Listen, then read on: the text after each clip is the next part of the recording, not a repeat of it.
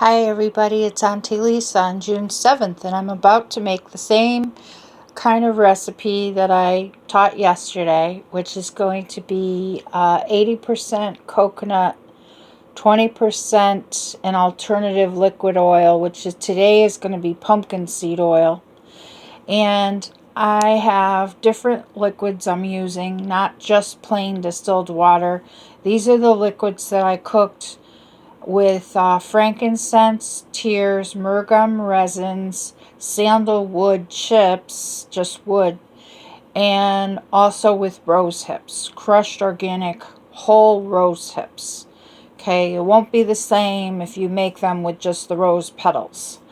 Okay, so here I measured my 380 grams of liquids.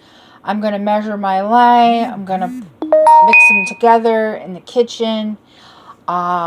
Kitchen windowsill, actually small space in this situation actually does work good because I'm not going too far with all these ingredients. Okay, so I'm going to have my colorant as black walnut hulls powder.